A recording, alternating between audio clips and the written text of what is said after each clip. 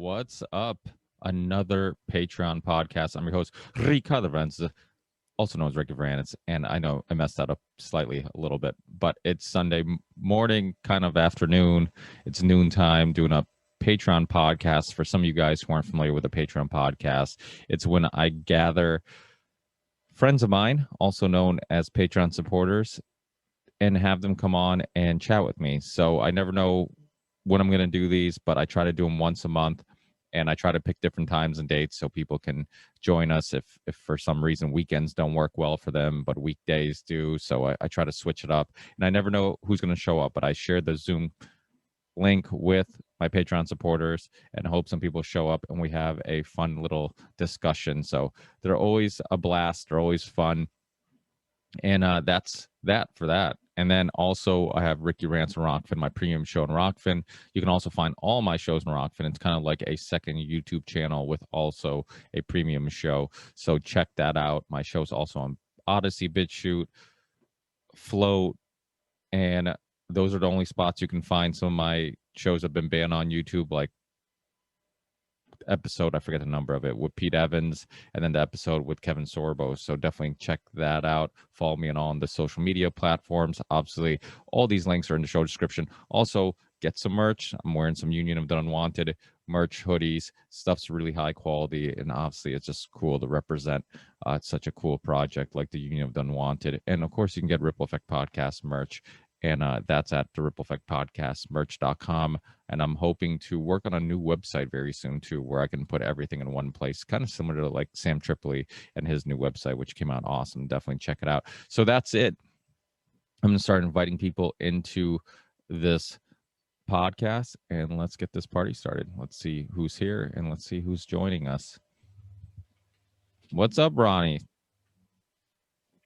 You got the little one in the back. What's up? Well, I don't hear it. Well, I'm starting to hear it. And then Sean's with us. Sean, you there? Hello. Oh, I hear you. I don't see you. No video today? You had Oh no, not yet. I'm just getting settled. maybe you had a rough Saturday night, a little too much drinking.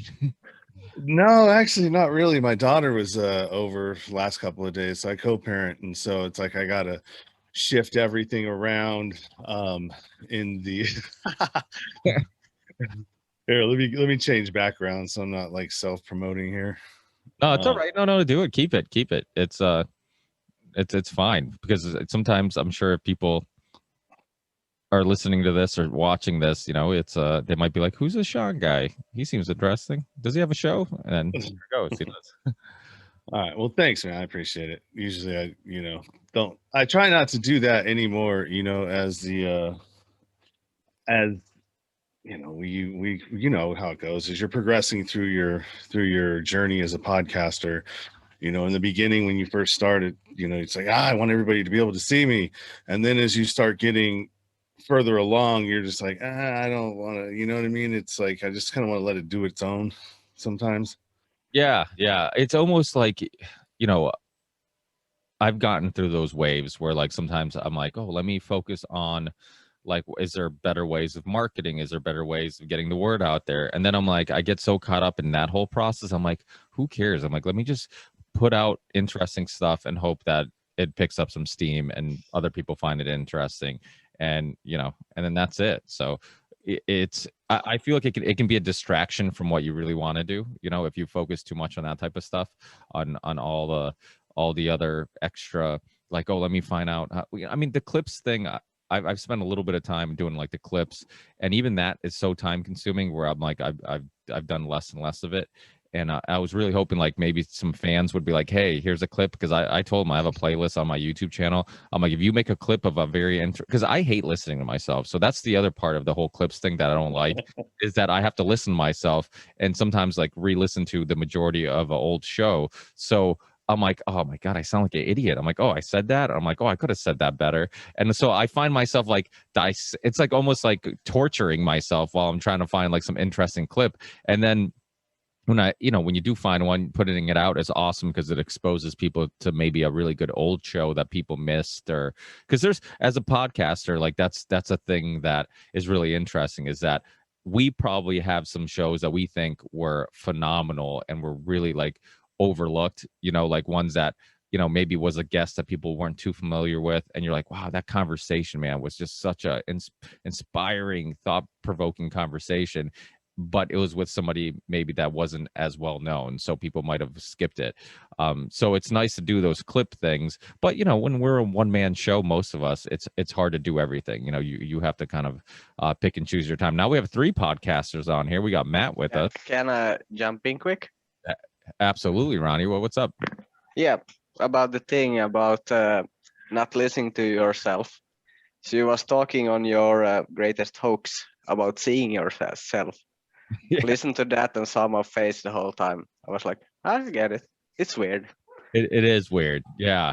Yeah. Well, you know, it's funny. I forget which show Sam Tripoli was on where he was, I didn't realize it, but he had he was on a Zoom call, but he had a book on his screen so he couldn't see himself, and like the book moved, and he's like, oh wait, let me just fix this. He's like, I don't like looking at myself, and he put the book, and I'm like, okay, so I'm not the only one who like hates staring at themselves, you know. And that's the thing about doing those solo podcasts on Rockfin, is that I just use Zoom because it's just the easiest way of doing it, and I can do the screen sharing stuff super easy if I want to show something. So I'll use Zoom, and but that means there's just a giant screen of me looking at me, and I'm like, dude, this is so weird. I'm like, this so that's why sometimes when I'm doing the screen sharing and I'm actually showing clips of something or articles or whatever, I can see how that actually makes it easier, because you're not looking at yourself, you're looking at, you know, it's weird. Doing solo shows are, I told Ryan from Last American Vagabond, I'm like, I give him so much more credit. I mean, obviously what he does is hard already,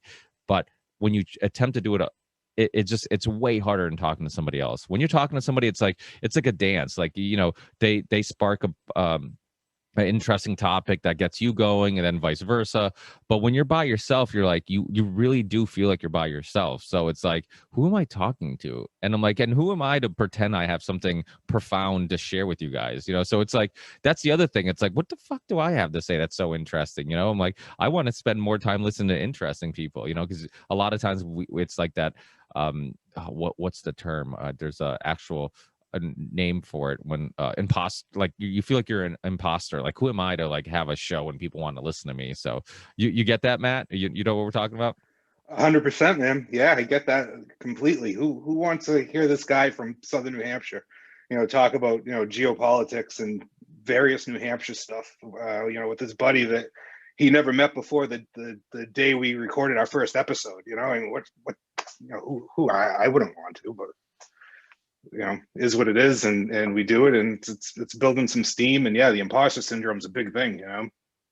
Yeah, it is. And I think one thing you learn when you start talking to bigger and bigger guests is that they're all just regular people. Like, one day, you know, people will interview us, and you're, you know, like on a big platform, you're like, who like, why do you want to interview me? Like, I'm not that interesting, you know? So it's like, everybody kind of feels that way. Like, it's quite common with you know, you hear with actors and actresses, celebrities, all this stuff, like all this fame comes to you, all these people are praising you, and you still feel like the regular person that you felt before you had the fame, you know? So it's which is good, because if you can keep that psychological like foundation of like, okay, I don't ever let any of this go to my head, I still feel like I'm that person, you know, then that's great. I think that's probably a step in the right direction, compared to like letting it go to your head and then you actually feeling like you're better and more knowing and more profound than everybody else. You know, I feel like that, you know, so I think having that type of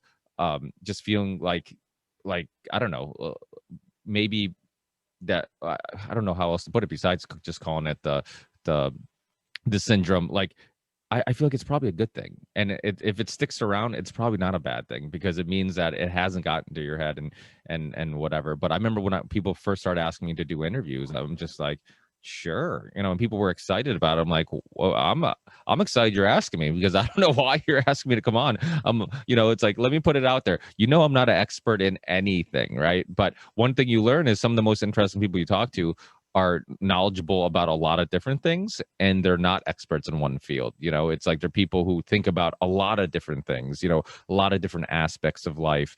And some of the most interesting people you ever meet are going to be people that are everyday Joes. Like, you know, I'll be on a construction job site and I'll have the most interesting conversation with like some dude who's like, you know, doing some pipe work or whatever, you know, and I'm like, damn, man, like, you read that book? Oh, you really? You know, you look at things like that, you know, and it's just like, you know, that guy could start a show, you know. And so one thing I think that's really important is to not put people's opinions on a pedestal just because of who they are, you know. Let's look at the opinion themselves. So to me, like, I always try to do that. So I don't care what you do for a living or who you are or how famous you are. Like, if you have an interesting perspective on something, I'm all ears. Yeah, that's why you go and look up the town drunk wherever you go. He's the most interesting guy.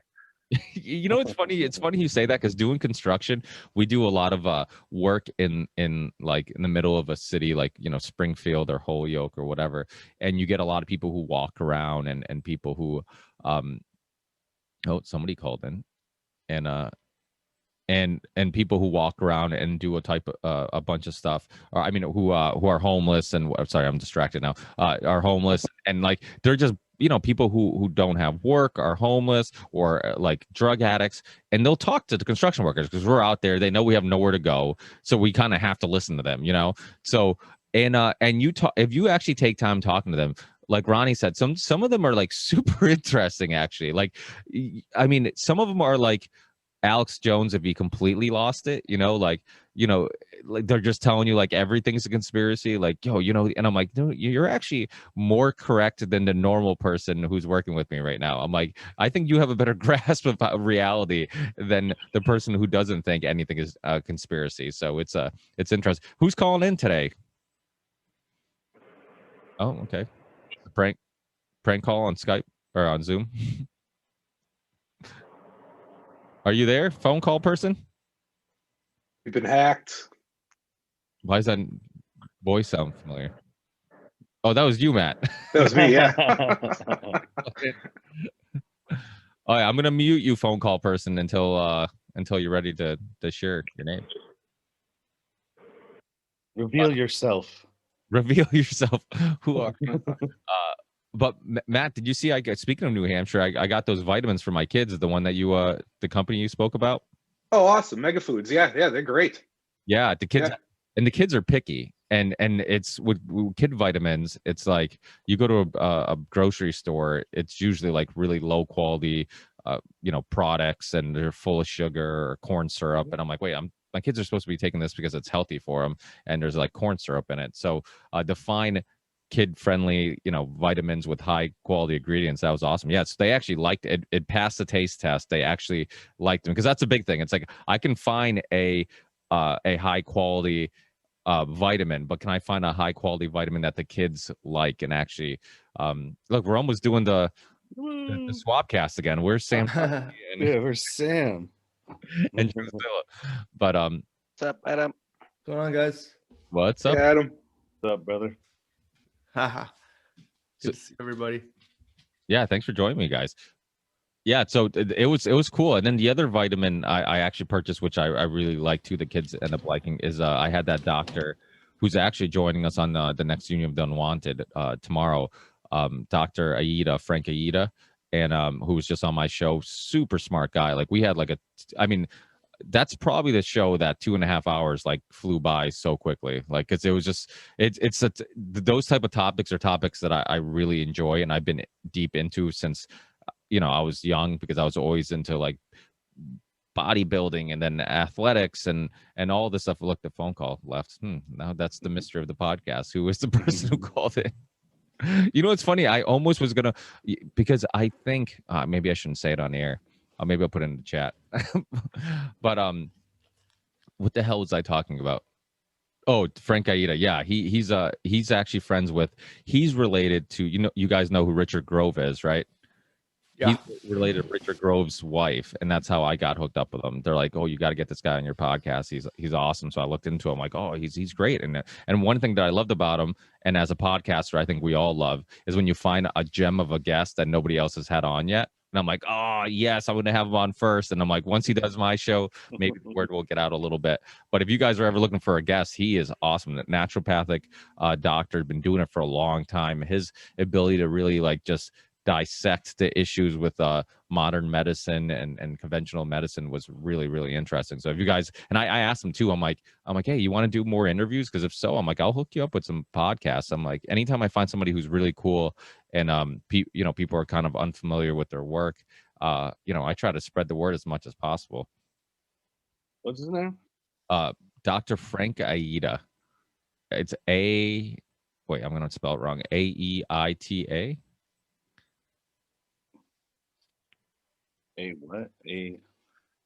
Yeah, Dr. Frank. I'll put it in the chat once. I'll put a link to the show that he did with me because it was actually a really awesome show. And if it's still on YouTube, because as you guys know, I'm slowly losing shows on YouTube. I'm hoping to do Sam Tripoli's new website is awesome, and I want to do something like that where just have everything on one website and just much easier to just have everybody go to one website and put all my content there and all the ways to support the show and stuff. It just, again, this is all time consuming. And when you're not making, money doing the podcast, or you're not making like, real money doing the podcast, it's like, how much money do I want to invest on a website and then somebody to keep up with it? And it's like, next thing you know, it can get a little expensive. But yeah, so I just shared in the chat the episode when he was on my show. But if you got, take a listen. If any of you guys want him on, let me know. And he's a great guest and really knowledgeable. And he's going to be on the Union Unwanted tomorrow. If any of you guys want to join us for Union Unwanted tomorrow, well, actually, I think Matt's going to be on his first Union Unwanted tomorrow. Yeah. You still joining us, Matt? Awesome. Oh, you're muted. I'll unmute you. There you go. What's the topic? Well, so we were going back and forth with topics for like since the last Union that Unwanted. We always like almost immediately after the last Union that Unwanted, we started like kind of brainstorming topics, and we couldn't. I shouldn't say we couldn't agree. Like we weren't sold on any. Where it's like, oh, how about this or how about that, and it's like, okay. And then when we had a topic we kind of liked, but we're like, oh, who we're gonna invite? Are they gonna be free? Kind of short notice like this, and and then I decided, I'm like, you know what, guys, let's just do. I think every once in a while it's fun to do like a general topic show where we just have a bunch of interesting people on. And we just talk, kind of like the old ones we used to do. And because the topic thing was really, we kind of started doing that late last year because, I'm trying to think, I think we did the UFO show, might have been the first like real topic that we did. And oh, sorry, I was reading the chat. And so it was because we had so much COVID fatigue and election fatigue that we're like, dude, we need to do a show just that is not related to any of this stuff. And that's when we did the UFO kind of ET show at the end of 2020. So that was, that was cool. That was fun to kind of just get our minds off all that stuff for a little bit and talk about other topics. It's just, as you guys, as some of you guys, obviously as content creators, but as content also consumers, because I think that's one of the reasons why we all started a podcast is because we enjoy this stuff. We enjoy listening. We enjoy creating. Are you guys sick of the COVID thing, or is this one of those topics where like, how can you ignore it? It's affecting our lives every day more and more. I think I will start as a listener, just a listener. I think it's I listen to most of you guys, and you have almost the same guests, so it gets a bit tiresome hearing the doctor on one podcast, taking the next podcast, and usually most of the same questions. So nowadays, when I listen to the doctors and I give them like 15 minutes, okay, nothing new here. Go to something else. I think for me, it's good just because I'm trying to get Deborah not to take a bunch of booster shots. She got double vaccinated already, and I think she's really questioning it now. And I think she just did the vaccine. I don't think she really wanted to, I think she just did it to appease the people around her. And I think she's right on the verge of actually like being able to stand up for herself if they keep pushing more and more on her. So I got a bunch of people coming on. I got Tina Marie coming on. I've got that medical coder that Truthzilla had on. And, you know, if people have heard it all before, that's cool. You can skip that episode, but she hasn't heard it. So, you know, just for personal reasons, I'm going to keep doing it. I haven't done very much health stuff yet. So it's interesting to me. I just can't keep up with like stats and stuff like a lot of people can. So I've kind of shied away from it. But I'm gonna get into it. Yeah, the crazy thing is, I just went to a union event on Friday or yesterday, and no, it's Friday, and it was crazy because they were all, "Hey, I just got vaccinated, just got the vax," you know, just like high fiving, you know, about it, and you know, one of them asked me like, "Well, so are you gonna get it? Did you get it, or are you gonna get it?" And I'm like, "No, I'm good. I'm not even trying to even mess with it." What? How are you not gonna? And so the vaccine shaming is starting. Well, And they're like playing cards. People are like, "Which one did you get? The Moderna, the Pfizer?" You know, it's like, did you collect them all? It's like, what is going on here? I'm like, we're talking about like they're like, you know, like literally like they're playing cards or some game where it's like, oh, did you try to collect them all? It's like, which one did you like? People are excited about it. With the crazy thing, have you guys experienced the fact that like so many people who were against the lockdown or seem to be, and more right leaning, like maybe conservatives or libertarians, are giving in and actually getting it? I was even questioning my own self driving home from the golf tournament, and I'm just like, all right, well, like, damn, I wonder, you know, because I'm going to be going back to work here. I've been off work for almost over a year on temporary disability. I just got released back, so I'm going to have to, after the first, I'm going back on the out of work list. And so I was like, all right, well, is this going to be something that I'm going to have to do in order to, you know, go back to work? I mean, they mandating that there. It's bad enough I'm traveling to Florida here at the end of the month to go do a show down there, and it's, I mean, I can get there, but flying back into California is a whole nother thing. Oh, you're in Cali. Okay. Yeah, coming back to. But I'm in Massachusetts, which is almost equally as ridiculous as well, not quite as bad as I don't think anybody's as bad as California, but it's Massachusetts is pretty bad. We didn't have any issues. I mean, people were like, yeah, I've had one of my neighbors, really nice old Portuguese guy, and he's just like, yeah, I got it because I want to travel. I'm like, yeah, but you know, they haven't actually mandated it for traveling, right? Yeah. He's like, yeah, but you know, I know it's gonna probably happen. I'm like, that's pretty fucking risky. That's a huge risk to take for something that might actually happen. I'm like, I'm living my life normal. I am not getting this shot. I mean, I can't, any vaccine that I've gotten as a child was obviously when I was too young to know what you know, to have a say. And my kids have never had a vaccine, and actually to the point where like the commercials of it scares them because they're so like detached from that whole thing. They're like, what the fuck is that? Like, what is, people stick needles in kids? I'm like, yeah, you know, I'm like, you guys never, you know, you never got one, but you know, some parents do that. And to them, it's like so weird because they're like, what is it? They're like, oh, it's like scary to them because they've never, you know, most kids at a young age are getting shot up over and over and over again. To them, it's normal. To my kids, it's like freaking them out. But I mean, anybody who says like, oh, let me get the vaccine so I can travel prematurely, I mean, it's almost like giving into the propaganda. Yeah, I mean, I was right before I jumped on here, I'm listening to Tim Dillon's new episode that came out last night, and he's talking about the same thing. Like he went and got he was going to get the Johnson & Johnson vaccine, and it got taken off the shelf right before he got to the doctor's office, so he got the Pfizer or something like that. But he's like, yeah, I have to get it because I need to travel to make money. And I guarantee you that guy makes so much more money podcasting than he does doing stand-up. Mm-hmm. But yeah, it's just the whole thing of like, even if you're willing to get it, why not just wait it out until it's like mandatory? Yeah, and even then, like, I'd rather just go get tested. I mean, they can't refuse a test. I'll get tested 24 hours in advance. What the fuck do I care? I'll give you a negative test there, you know?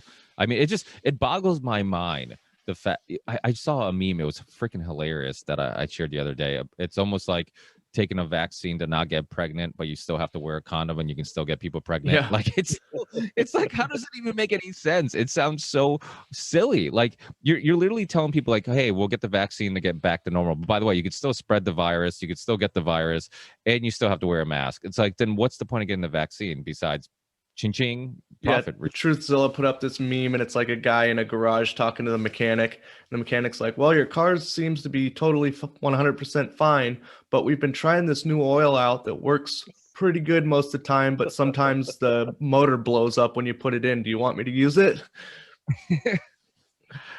It almost shows the power of TV and radio, and really almost like groupthink, right? Because you have so many people getting vaccinated, and you have so many people who are like pro getting vaccinated, that everybody's just going along with the herd. Nobody's actually like asking questions and being like, okay, well, does it actually? Because I know this lady at my gym, she's a sweetheart, older Polish lady. Her family's like right off the boat Polish, and she's very conservative during the whole election. I couldn't go to the gym without her coming up to me and talking to me about like, Rick, what's going on? Well, isn't this bullshit? Isn't that bullshit? It's like super conservative, like big Trump supporter. And then all of a sudden she's like, Rick, you're gonna kill me. I'm like, why? She's like, oh, I got the vaccine. I'm like, oh, you don't have to worry about me killing you. It's the vaccine you should worry about. And she's so I'm like, you do realize like it doesn't stop this, because she started giving me this whole thing of like, well, my husband's high risk and all this stuff. And I'm like, I get that. I get this whole high risk stuff, but I'm like, you getting the vaccine is not going to stop you from giving it to your husband. Okay. I'm like, and it's so I'm like, so what are you doing? I'm like, you're just getting it. It's like it's giving you this peace of mind. But like when you really look into it, like there is no peace of mind that you get from it. I mean, anybody who's if people spend as much time waiting in line to get a vaccine, if they spend that much time like taking vitamins, looking at dietary ways of getting healthier, supplements, exercising, like just get your immune system strong. Like that's a better, and you don't have to take some experimental vaccine that, the blood clots thing. Like people are like, oh, the Johnson & Johnson, there's not that many cases.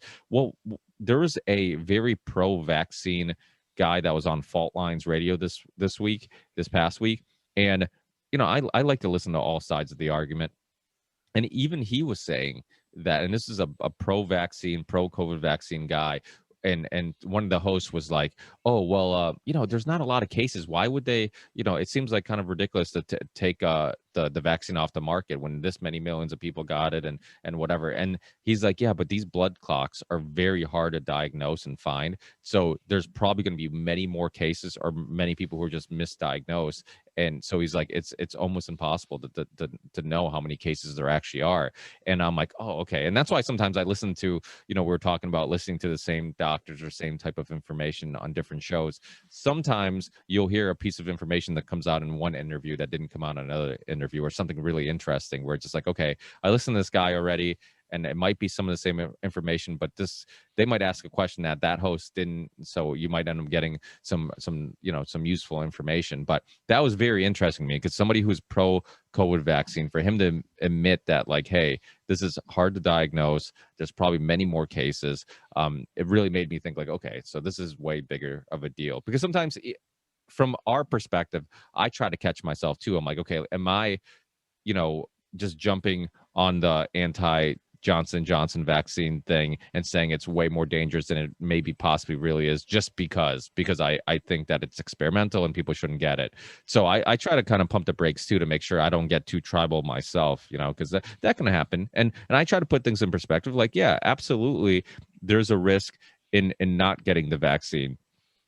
If you're fat, unhealthy, old, sick, well, guess what? If you're those things, just about everything should is a risk to you. You know what I mean? Like, that's not uncommon for people who are, I mean, when you're obese, which a lot of America is, like, it puts so much strain on your body that your immune system isn't strong enough to even deal with the most common illnesses. So that's all it is. Like, it's this idea of like, like, oh, this virus, I know somebody who died from the virus. Well, it's like, if you say, and that's the other thing, right, is like, do you know people who got symptoms from COVID that make it, like, they blow it up and make it bigger than, like, oh, it's real, I got really sick. But then if somebody gets sick from the vaccine, it's like, oh yeah, I was sick for a couple of days, it wasn't bad. I'm like, wait, it's the same symptoms, but if one's due to COVID, it's a big deal. If one's due to the vaccine, it's not a big deal. It doesn't make any fucking sense.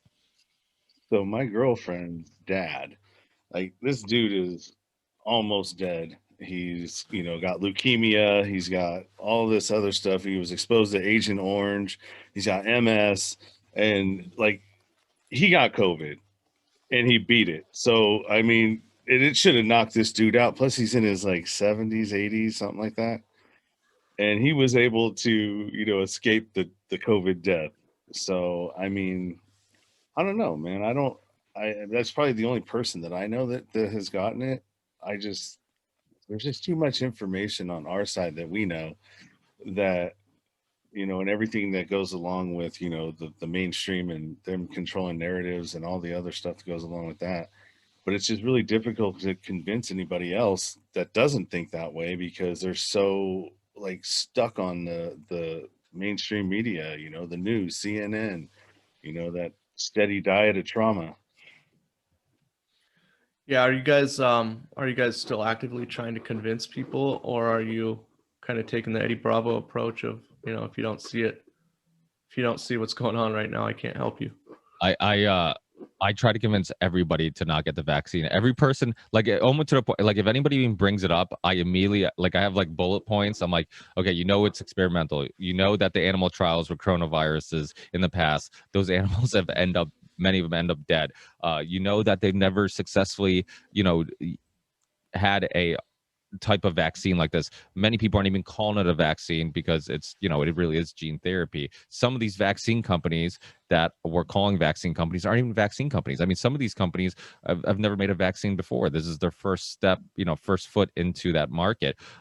So I go through all these bullet points and I'm like, you know, it doesn't stop the spread of it, right? You know, I'm like, if you know all these things and you still want to take it, I'm like, I'm all for it. Like, that's fine. But at least just like, to me, it's like I get the information out there and I try to, like, because I honestly feel bad for anybody who's taking the jab. You know, I do. And I'm just like, you're like, it's hard because in a way it's like, there's so much evidence. Are you just completely retarded right now? Like, why would you, you know, there's just so much evidence for you not to take it, that, I mean, they're openly telling you like it doesn't stop the spread of it and it doesn't do this and it doesn't do, and it's like, so, but in another hand, like I kind of get that people are going on with their everyday lives, not people, you know, they're not people like us who are checking like, oh, what's James Corbett reporting on now, or let me check, let me watch High Wire and see what he's reporting on, let me go and let me be informed and you know, let me listen to No Agenda and see what they're reporting on. Like, most people aren't constantly taking in information, so it's things that could seem like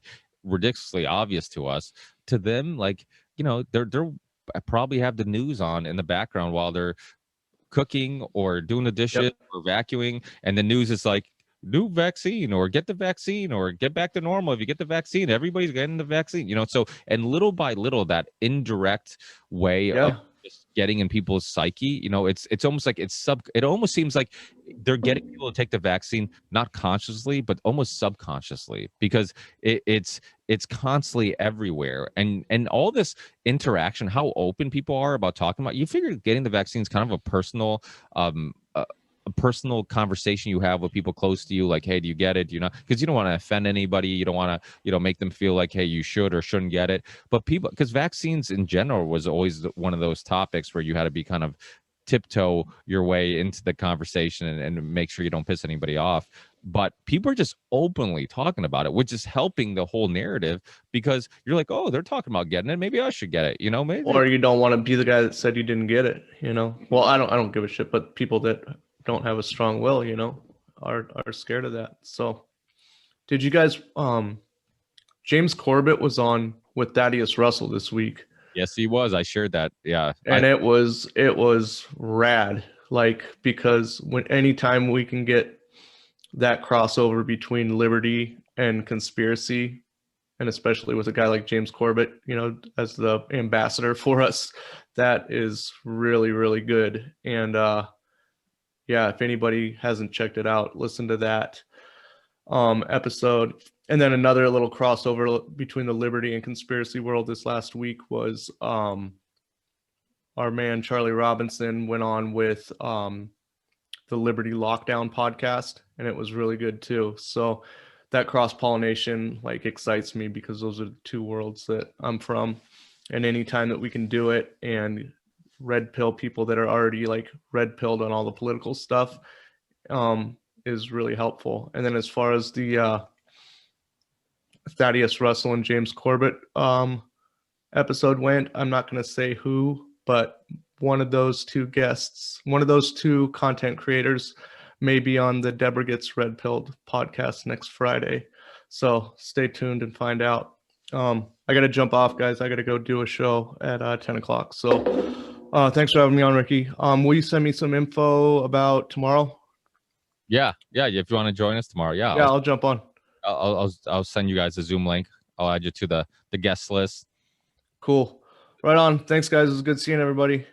Thanks, Adam. All right, See you soon, Adam. Yeah, listen to my podcast. Deborah Gets Red Pilled. It's hilarious because Sean's like, I don't want to plug my show, and then Adam comes on, listen to my podcast. But that conversation was really good. Thaddeus Russell's been on my show before, quite a few years ago, and I've always been a fan of his. He's had a little bit crossover because he used to do some work. Him and Brett Venat did some podcasts together from the School Sucks podcast, and Brett's another one who, you know, he's linked to. He's been on my show a bunch, but he's linked to like Richard Grove and you know, had one foot in the whole conspiratorial world in regards to you know, schooling and all that whole thing, and he's kind of one of us in regards to like his opinions on 9/11. But he would never go deep into, or Thaddeus would never go too deep into those type of conversations with somebody like him. So it was good to have somebody like James on, who, because Thaddeus is one thing I love about Thaddeus, and he's very similar to like Hotep Jesus and some other guys, where anytime they're on a show or doing an interview, there's always a slight chance that he'll get in a debate with somebody, which I like, because he's very opinionated. He's open to discussion and kind of pushing back, which I like, because I like to hear ideas challenge each other and kind of figure out like, okay, what makes the most sense. So when Corbett was on Thaddeus Russell's show, it's called the Unregistered podcast, he pushed back a little bit on like 9/11 and some of the other stuff, you know, but quickly Thaddeus Russell realized like, okay, this dude's a black belt. Like, he's a black belt in foreign policy and conspiracies, and it's specifically like 9/11 and stuff like that, and even the COVID stuff. So it was a really fascinating podcast if people haven't listened to it yet. You'll have to check it out. Are you guys familiar with Thaddeus Russell? I haven't heard A little of bit. it. Yeah, he wrote a really good book called it's not the Untold History of the United States. That's the Oliver Stone documentary. What is it called? It's something along those lines. It's similar, but it really was a interesting book from like a different perspective of American history, kind of like a Howard Zinn type thing, I guess you can say, because I know he gets credit for giving you a different perspective on American history, but similar to Oliver Stone's book and series, The Untold History of the United States. It's kind of American history from perspectives of others, and really not just sugar coated history we get in schools. And he's been on the Rogan podcast a bunch. He's been on Dr. Christopher Ryan's show a bunch. He's been on him and Daniele Bignelli. So there's, you know, I know Adam talks. That's one thing I've attempted to do too. Like, I like when there's crossovers. You know, I've had Daniele Bignelli on my show. I've had Dr. Christopher Ryan's on my show. I've had Thaddeus Russell on my show. And then I'll have, you know, whoever, like a Ryan Dawson on my show next, you know. So it's like, I like having that crossover, hoping that that type of stuff actually happens with our fans. The crossing over with our fans happens, where people get exposed to some other really interesting researchers. And I think a lot of the fringe topics we talk about are now becoming less and less fringe, because people are much more open-minded to them. I think if this was like a couple of years ago, he probably would have never had James Corbett on his show, you know, because he would have looked at his website like, oh, this guy's known for his 9/11 research. He's like, oh, geez, you know. But now, because so many of the things that seem like conspiracy theories, like the passport, the vaccine passport, the trying to vaccinate the world, all these type of things become much more realistic and much more just digestible, because it's like, oh my God, this stuff's actually happening. So maybe all these people who've been saying this shit forever, maybe they were onto something. Yeah, it's pretty scary, the whole when you think about them segregating now. So there's going to be one entrance for the, you know, vaccinated, another entrance for the unvaccinated, you know, all the things that were happening, you know, when were they doing that? Back after in the rebuilding, right? When, you know, segregation, You know, trying to segregate the population of people, and it's just it's kind of weird. I think it's going to end up going state by state here in the United States. So you got a news article that I read today when I was scrolling through the Twitter feed about Oregon making masks. It's a lifetime thing now. It's not going away. Then you got a state like my state here in New Hampshire that we just had the governor lift the mask mandate on the 16th Friday.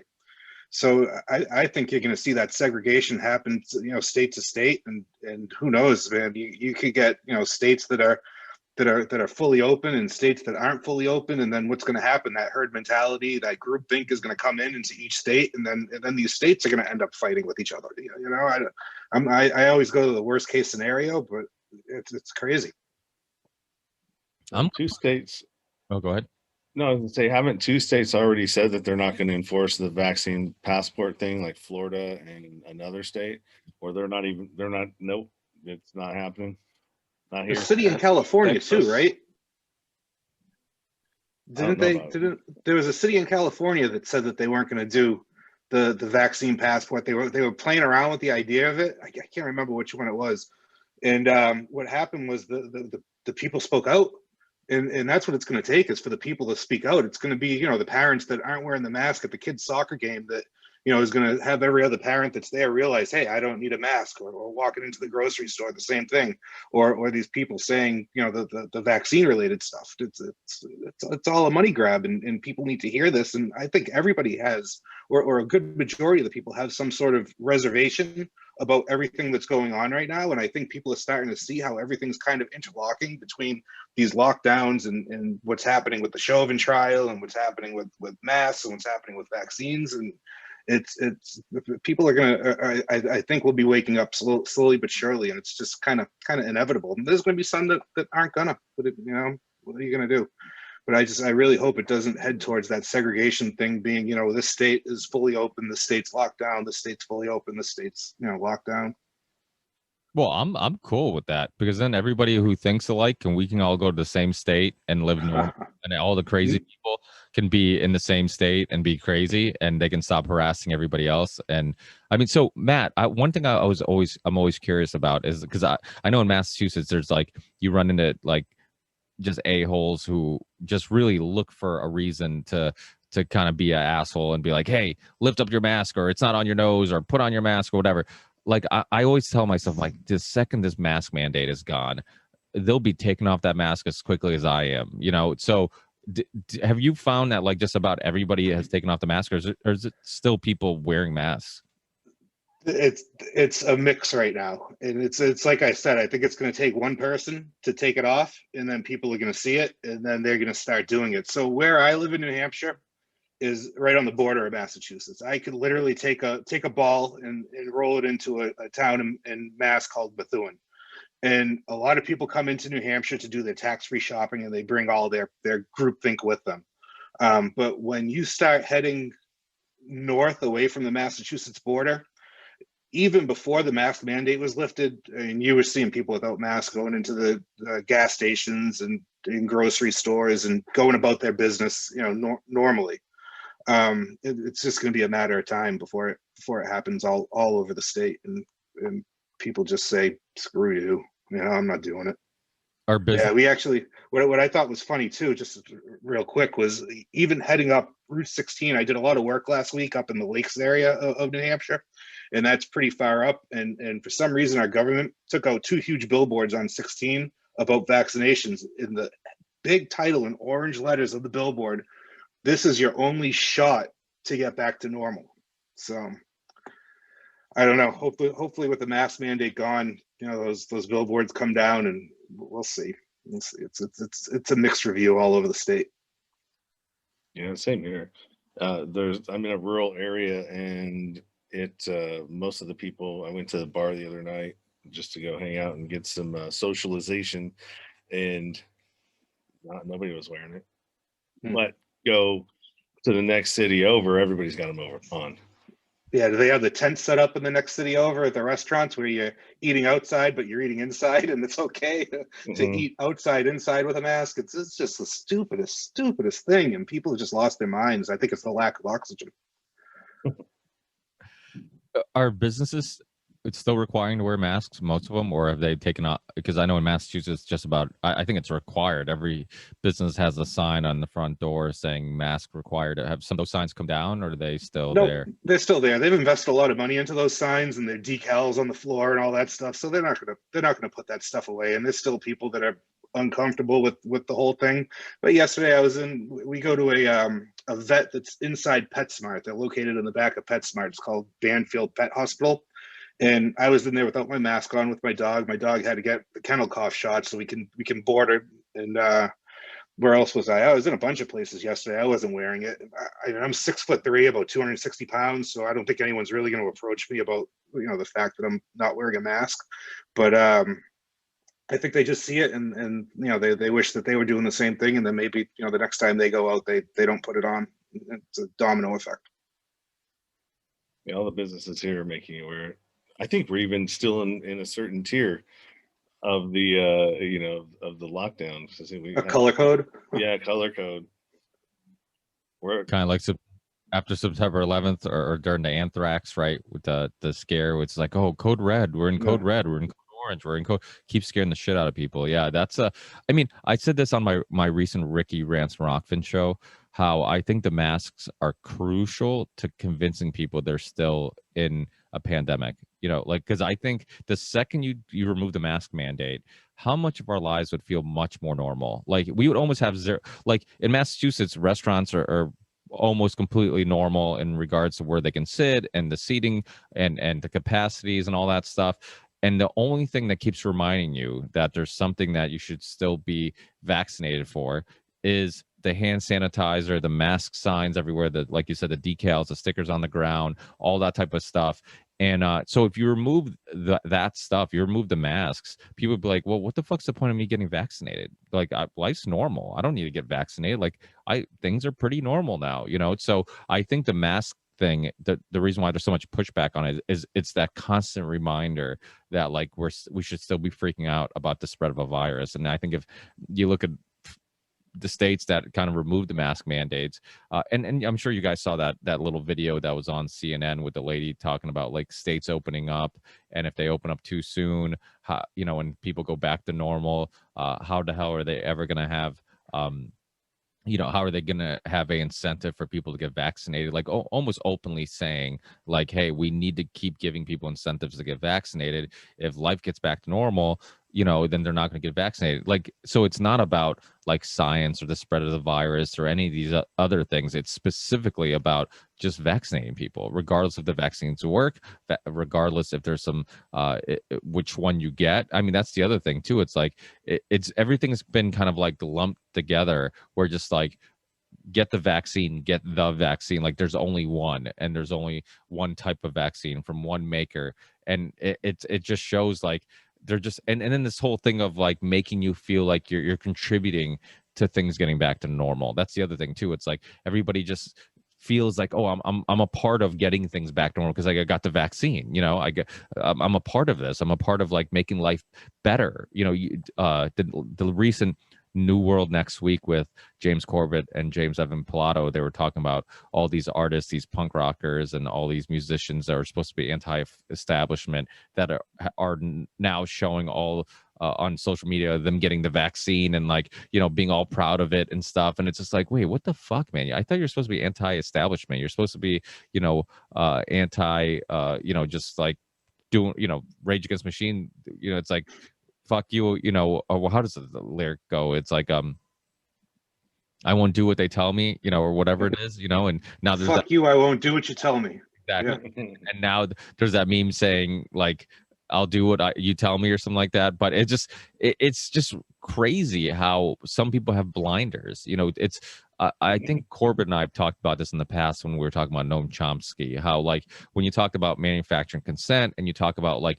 all these other things and related to propaganda and how the elite manipulate and control the masses, like, he's all on board. And then you bring up 9/11 and he's like, that's ridiculous, that was a conspiracy theory. It's like, even though these things are all linked, and you would assume, like, if you see this, you would also see that, it's not always the case. And, like, some of these musicians, like, if it's anti this specific thing, like they're all for it, and then for some reason they just have a hard time seeing that this is kind of related. Like this is still people, people trying to control our lives, people trying to have, I mean, the elite, I mean, regardless if you're talking about the elite in like pharmaceutical companies or corporations, or you're talking about the elite in government, like they're, since the beginning of history, they've always attempted to control us. I mean, you look at historically, why did Alexander the Great want to conquer places? Why did Genghis Khan want to conquer places? I mean, this is the same type of psychology. There's always going to be people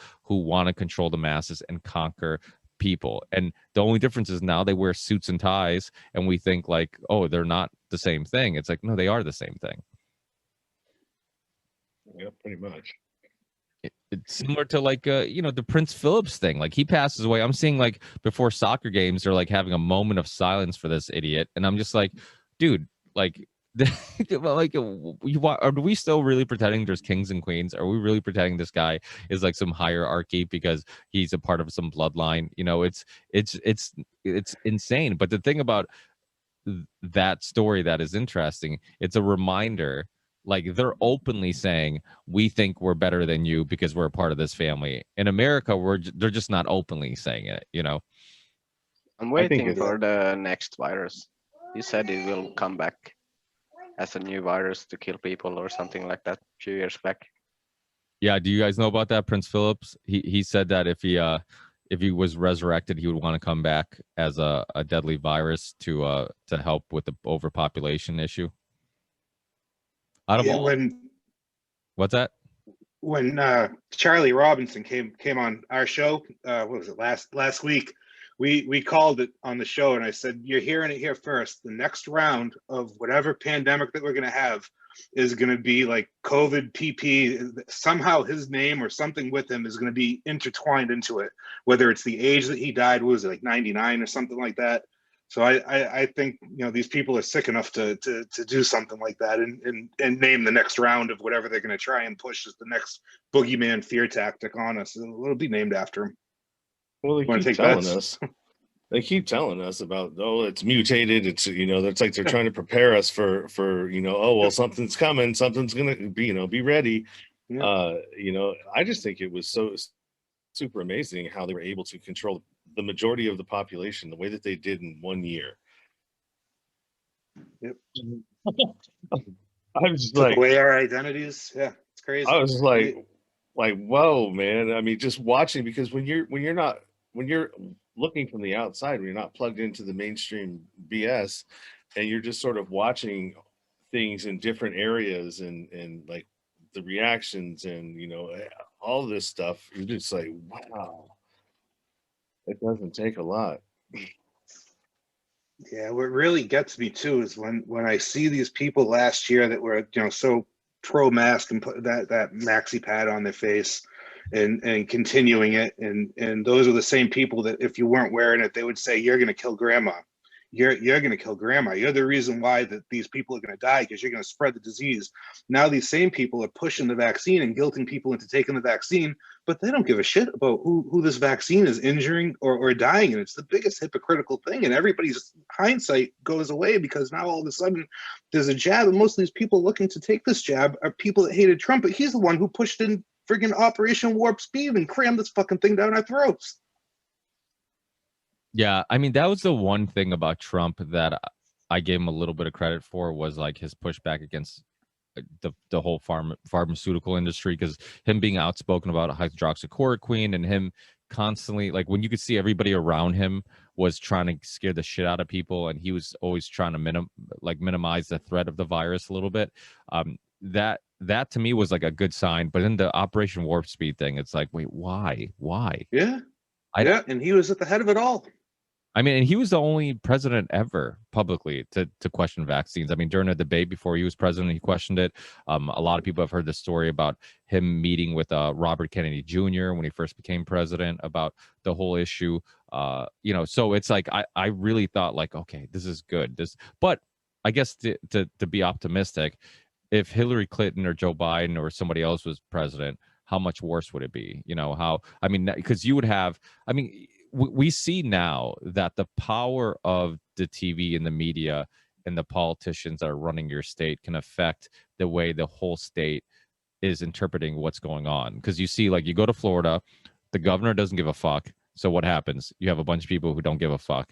You go to Massachusetts, you have a governor, you know, I think he's like half robot because he's like so monotone, Charlie Baker, and he just sounds like he was programmed to say shit. But he's constantly saying, be scared, people, and you know, the virus is not over yet, and blah blah blah. And that ends up seeping into the psyche of the population where people here are still afraid. So it's like you see the power of how the authorities, whatever ideas they have or perspectives they have, they can push it onto the masses. And so imagine if we had a president that was constantly telling everybody, this is the worst thing ever, be afraid, lock your doors, wear 18 masks, 2 condoms, and you know, a tampon. Like, imagine, like, that would be insane. You know, like, I just feel like I give Trump a little bit of credit in regards to, you watch the press conferences, and I remember telling because really early in the beginning of this, I remember being almost reassured. I'm like telling my wife, I'm like, listen, because she was freaking out a little bit because she's like, are you sure? Like, are you sure this isn't a big deal? It's just, you know, it's just a common cold or you know, a bad flu. And I'm like, look how calm the president is. I'm like, he has access to all the researchers, he has access to all the scientists. I'm like, he's in those meetings, he's talking to getting information from other countries and what's going on there.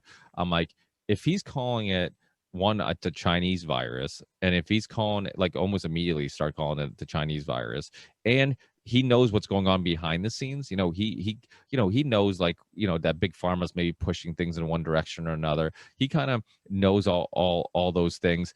I would not be surprised if it wasn't that big of a deal, and he was trying to almost keep the public at a calm because of that, you know. And I give him a little bit of credit, because I almost feel like the people were panicking, and we didn't have a panicking president. If we had a panicking president, somebody was out there saying the world's fucking ending, like some of these people who are the mask people, the people who are first in line to get the vaccine, like, imagine, like, having that extra justification for your actions and you're panicking. Like, those people would be off the fucking wall, you know. It's so, I think it did benefit a little bit, the fact that he doesn't push back really against foreign policy. He didn't push back against a lot of stuff. He did seem to push back a little bit against big pharma and a little bit of this agenda. I'm not giving him a pass, because, like you said, Operation Warp Speed, and there's a lot of other examples of him kind of backtracking where you thought he would go and what he thought.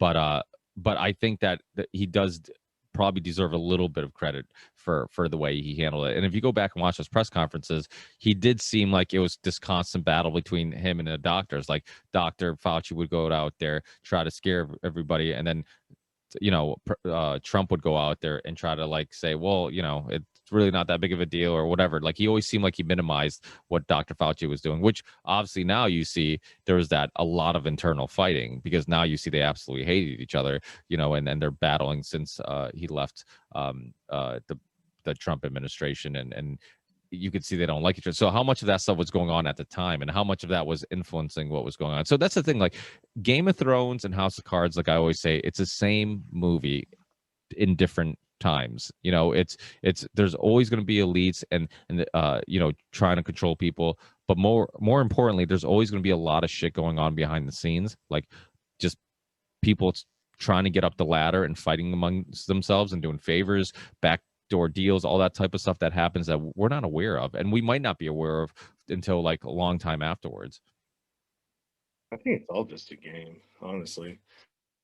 And he wouldn't even have got to where he is if he wasn't willing to play a certain part of that game. He's a part of the same club that all of them are. They just don't like him. You know, he says the things that he says, and, like, you know, I don't know how to feel about him. I just know that it's they're both the same. Both sides of them are the same. You know, and they're controlled by the elites, and you know, all that money that they have. They're the ones that control everything. Everything else is, like, you know, Trump, he's not even a part of that. He's like I would say that he's more of a chump in that line, right? Of the people that have the money and that are making everything move. Yeah, I think it's a spectrum where you have, like, well, people can't see if they should just listen, but you can talk here. If you go outside, you get you get killed. So you can play both sides a little bit, but outside you're dead. Well, I think there's definitely a line that you don't cross. Like I always use the example of like, so when they would do these press conferences, people knew it was theater, right? You had a journalist from Fox News, you had a journalist from CNN, you had and everybody knew like, okay, this person's going to ask a question to try to get me to say something that they can use for a headline tomorrow, make me look bad. But everybody would like just play along. They're like, they would answer the questions the best way they can in a manner that maybe there was less ammo for them to use against them and the next day on the news, and everybody would kind of play that game, and it was all theater, right? It was all theater. Like you're answering questions a certain way, you're asking questions a certain way, everybody's just trying to catch each other in something. And Trump was like the first one to go out there and just say, hey, listen, I'm not playing this fucking game, it's all bullshit, you're lying, you're lying. So he kind of pulled the curtain back a little bit, and it was all stuff we already knew. It wasn't like new stuff, but it was just like to see somebody actually, it's almost like when Deadpool talks to the fans, it's like you know that it's a movie, but when somebody actually like kind of obviously says, hey, I know you're watching me, it's a movie, it's like, oh, that's weird, but it's so I think, and that's the thing about the Trump thing, right? It's so many of these issues that we're for, like the anti-mask, the anti-lockdown. And I remember saying this before the election. It wasn't that I was a Trump supporter. It just happens that a lot of Trump supporters were fighting for the same things I was fighting for, at that moment. And in other cases, maybe we wouldn't be. But in those cases, it's like, okay, well, if you're on my team right now, I'm all for it. I'm cool with that. I'm not upset that I go to if I went to a rally, that the same people who are anti-vax or anti-COVID vaccine, anti-lockdowns are also the same people who are wearing Trump hats. It's like I'm okay with that. It's like, and we don't have to agree with everyone on everything all the time. And still understand that there's a elite and then there's the rest of us. And then I think that's the kind of the problem with like which some of the Trump supporters is that they thought that like that they almost treated him like he was the common person, and even though maybe he wasn't a part of the political like elite in regards to, he was kind of a little bit of an outsider, he's still a part of some elite, a group of elites. I mean, he partied with the Clintons, he partied with the, so it's like he might not be a part of like that clique, but he's still part of a clique, and so he can't relate to the common person like us. He gets driven places, he gets flown places, he's like, what does he have in common with us, right? What's most politicians? I mean, even your state, let's take Nancy Pelosi, for example. Like, she's been so far removed from the average problems of everyday American people that how are you ever going to understand where this class of people, or not even class, but I mean, all of them are, I mean, we're all pretty much the same, I mean, there's no division, I don't think, between people. I mean, you're either at the top, or you're trying to get to the top, or you're just trying to survive, and the gap is getting so much further, and the middle is getting squished out.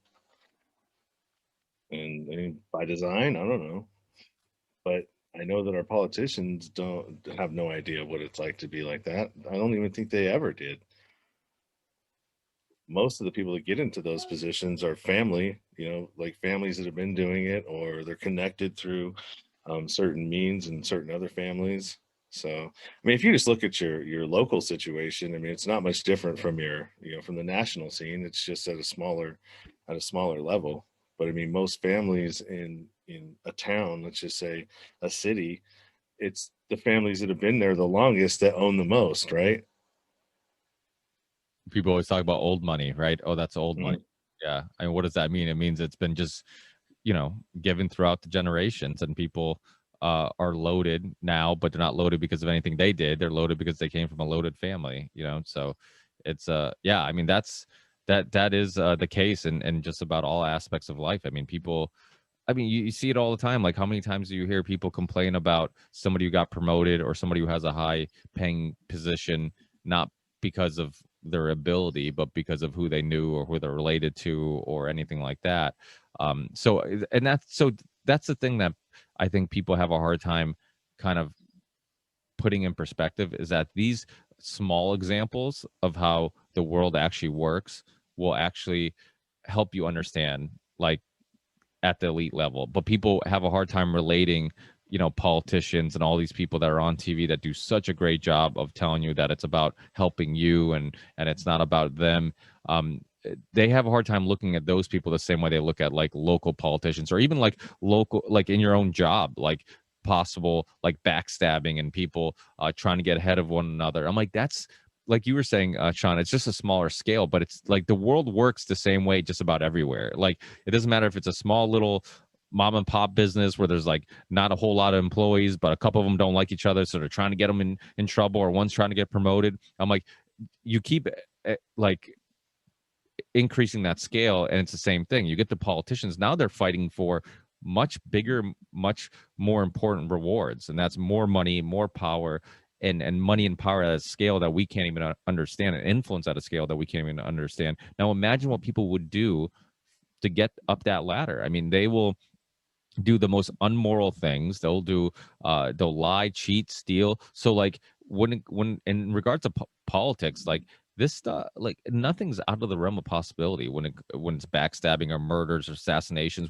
America is it's very weird how we can hear about political assassinations in other countries and accept that, but and then we think like something like that would never happen in the US. Like we're much more moral, or we don't work the same way these other countries work. It's like, no, we're exactly like those other countries, and in some cases even worse, because we have the most military influence, and we have the most financial influence all over the world. So we can be bullies and bully everybody, and if Russia or if some smaller countries a bully, who they don't have as much influence to bully other people like we do. So it's just, yeah, I mean, House of Cards, I feel like was a series that really, that's exactly the way I thought politics worked. I'm like, this is the way I look at politics. I'm like, all these backdoor deals, these scumbags, doing backdoor deals publicly, going on TV saying, okay, let me word this way, not because I believe in this, not because I actually care about what I'm saying, but it's because it's going to help my votes,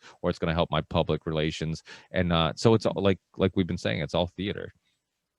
I've got a perfect example of that. It was, because I'm in a union and I ran to be a business agent in that union, and that's political. It's an elected event, or it's an elected position. And like, I had been the guy that cut my teeth, did everything I was supposed to, went through the ranks of all the different levels, even did a whole bunch of different, volunteering and extra stuff, and like literally was on a trajectory to do that, and had the perfect pedigree for it, like the resume for it. But as soon as I got there, man, and started doing the campaigning and everything else, it had nothing to do with that. Nobody cared about that. They were slinging mud, stabbing me in the back. Oh, this guy, he has a record. Do you really want somebody running our local that's a criminal? You know what I mean? All of that stuff that played into it. And it's like, God damn, man, what a dirty motherfucking game. And I was like, and it made me not even want to be a part of it anymore. I'm like, no, you know what? No way. Because if that's, I'm not going to give any more time to an organization that could give a shit less about what I put into it. Well, I have some negative experiences with unions. Our small construction company is a union company, but we'll work in certain parts of the state, and all our guys, I'm not union, but our employees are, because if you're not union and you don't have union employees, you're going to get harassed. So it's a way of kind of like being able to do projects and not being just restricted on where we can work and what job sites we can work on. But even with that said, we get fucking picked on everywhere. I mean, if we go to the Berkshires, for example, or we go up north, close to New Hampshire, Vermont, if we don't have employees from their hall, they'll just be like, hey, you need some laborers or some operators or whatever it may be. And we're like, no, we all our guys are union. We don't need any more employees. Yeah, but you're not from our local. And I'm like, well, our guys are union. Like, who? And I mean, I obviously I know what they're doing, and I always have the same argument with them. And we end up having to put somebody from their union on our payroll. So that's like, you know, construction. I mean, every business is tough to survive, especially construction. And you're ready, like your margin for error is already so low. Like it's like, okay, you're barely making profit because you have to bid against other contractors for this job. So you're already bidding at the lowest numbers. Then if one thing goes wrong, like you hit fucking some power line or you whatever, and you now all of a sudden you're in the negative, and now I have to pay some schmuck for basically the same way I would pay the mob to be like, hey, stop harassing me. Here's my, you know, here's some money, my weekly payment or monthly payment, so you don't harass me. And that's basically what it is. It's run like the mob. It's like, hey, we'll keep harassing you. We'll shut you down. We'll do this. And the business manager, and I won't say in what place, but he is there's one guy that me and him go at it just about every job. I mean, he wants to know every schedule, like where we're at, where we're working. And I don't tell him jack shit. I'm like, we'll just show up somewhere, and he'll show up. He'll be like, Rick, how come you didn't tell me you're working up here, this and that? I'm like, because I don't have to. I'm like, you know, our guys are union. I'm like, I don't give a shit, you know, and we'll go at it. And I'm like, what are you gonna do? I'm like, what are you gonna do? You're gonna make me lay off one of my loyal employees so I can hire one of your schmucks who's been looking for work, you know, all year, and it's fucking halfway through the year and he still hasn't found work, you know? And I'm like, if you can get, and most of the time I'll tell him, dude, if you can find me a good employee, if you can find me a good, you know, operator, labor, I'll be more than happy to put him on the site, and I'll find something to do, you know, for him to do, and then we can make it work. But that's never the case. These guys know that they're going to show up. They have to be there.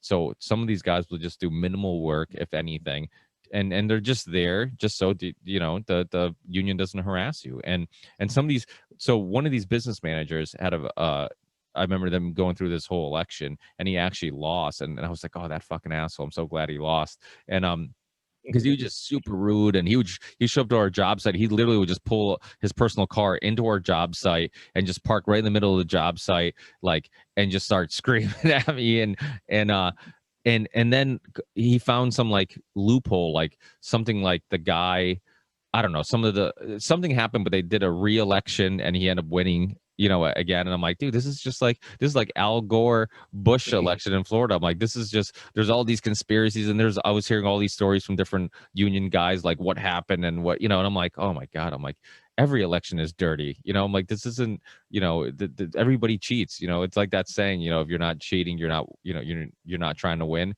It's like, that's basically how every election is. I think anybody who plays that game has to psychologically be flawed or morally be flawed a little bit, because the only way you win that game is by like, be like, oh, here's my morals, boom, throw it out the window, you know, and let me just do whatever it takes to win. And you get so obsessed with that thing of like winning that nothing else matters. And yeah, that gets you successful in regards to like maybe unions or going up a ladder of you know, a corporate ladder, or in politics.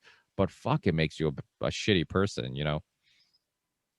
Yeah, I just watched an interview today with George Soros. It's an old one, when he's talking about his past, pointing out the Jews in Nazi Germany and so on, what Hungary was. And he said the thing, I am a moral and not a moral person at the same time. I'm here to win. So I don't, he basically said, I don't give a shit what happens to the country I rule. I'm just here to win. And then after that he said, the moral me is trying to do good things after that. Like, he can do shitty things and destroy a country, take the money, and after that he do some good to balance. Well, I I think think, it's, yeah, go ahead, John. I was to say that I think they're just so far removed from it. I mean, you look at them as like a drone pilot that's dropping bombs on people that they don't know. They're just basically look like they're playing a video game, and you know, they're doing this stuff. And I think it's the same thing. You know, these people, they get so far removed that like they don't deal with average everyday people. I mean, how many times do you probably think they see a normal person, you know, in their week to week, you know, routines? Probably nobody that's not working for them. I think they honestly, in many cases, they honestly think that they're doing what's best for the world and for humanity. I think it's the same way that we're motivated to do our podcasts or you know, have conversations with people And even though it's like, oh, should I really bring this up? But you know what? Let me do my part of starting my own little ripple and have this conversation, try to get through to this person. Like those same things that influence us to like maybe start a podcast or have those conversations and try to change the world at, one little step at a time. I think they also believe what they're doing is right and it's for the better of the world. I think they're influenced by, you look at somebody like Bill Gates, you look at somebody like Soros, you look, whoever it is, even the Koch brothers. These guys could never work in their lives again and still have generations and generations of wealth for their grandkids or great grandkids. Everybody would be loaded forever.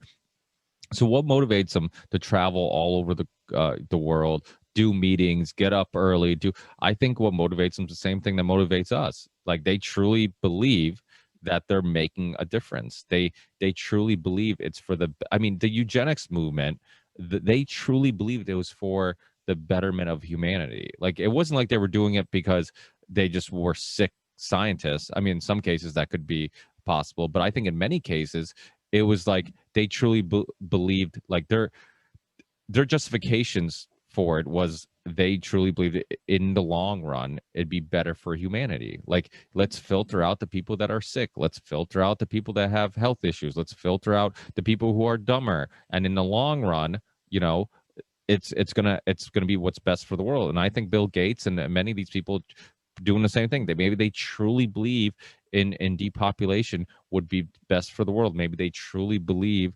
some of the things that they're doing is for what's best for them. I could be completely wrong. Maybe they just truly are obsessed, like a addict, with power and influence, on the world. But I guess you could be both. Maybe the The betterment of their road to hell is pool. paved with good intentions. So Yeah, maybe the betterment of their own pool of the class that they belong to. I mean, that would make more sense to me. Like, oh well, we want to have the airways open to us. We have all the money anyway, so it's not like they really need. People go, well, why would they do that to their own company, or why would this big corporation, sacrifice if you really think that these things are being done on purpose? Well, they have all the money. I mean, it's not. I don't think it's really hurting them that much, unless I'm just so conspiracy that I'm blinded by something. But it doesn't make a whole lot of sense to me. Or maybe it does make sense to me. I'm trying to remember the name. Russell Brand had a short podcast about World Economic Forum, and they said in that talk, everyone here is going to be fine, but everybody else is fucked, basically. Yeah, Russell Brand seems like, I know he did a short video on the Great Reset. He's always seemed like somebody who I'm like, oh, he's 1 foot like almost into the whole conspiratorial world, because he'll say things. I'm like, oh, he kind of gets it. He kind of gets that, like, there are a elite, and they're, I mean, obviously he's a little bit more left leaning in regards to his political views or whatever. But I think, a lot of this stuff is like, when there is no left or right, like, to me, it's like none of this shit means anything. Like, it's them against us. Like, I don't know why people can't see that. Why does everything have to be so political? And why does, why do we have to be separated by these ideologies? I mean, so much of the pro lockdown, pro mask, pro vaccine people are because they hated fucking Trump, and they hated that administration. And when he was saying like this wasn't a big deal, or this wasn't as big of a deal as maybe the left was making it out to be, because to be anti-Trump, they just push back like, no, it's a bigger deal, than what he's saying. It's a huge deal. You see, like, the whole Cuomo thing, same thing. He was going on TV all the time. I'm not getting enough respirators. This is a big deal, and so and I always use Russiagate as a perfect example. Years later, they were still talking about Russiagate because they couldn't admit that there wasn't really anything there. And if there was, I'm sure we would have probably heard about it if there's anything significant. I mean, can you find evidence of probably some foreign country trying to have some type of influence on our election? Of course, because you can find that in any country. We try to have influence in everybody's elections all the time. So that's not out of the realm of possibility. But they still About the Russiagate, I think the bigger problem there was they couldn't tie Trump to something that wouldn't go to somebody else. They need to find something very specific to track him down with, because if they take something that binds to somebody else, it goes like a cascading effect, and then everything falls. Yeah, that's a really good point. I've thought about that too. How they probably couldn't find anything that would only exclusively expose Trump, like as corrupt or bad or working with the Russians. Like maybe anything that they did find, they didn't go public with because it would also expose maybe somebody who's linked to Joe Biden or linked to somebody else on the left. So that could be a big part of it too. You know, you can turn your camera off, right? That's the easier way of going about it. but yeah, so that's there we go. But yeah, so that's interesting. You know, that could be a big part of it. But it just, yeah, I mean, I don't know, man. You guys have anything else to say about this shit? It's like oh, you're muted. I'm gonna put a link to. So I saw this episode on the Concrete podcast. It's about with a CIA guy, former CIA dude, and he was talking all about how they do everything in the different countries are doing, you know, exactly what you're talking about. It was a really interesting interview, actually. I'll throw it in the chat.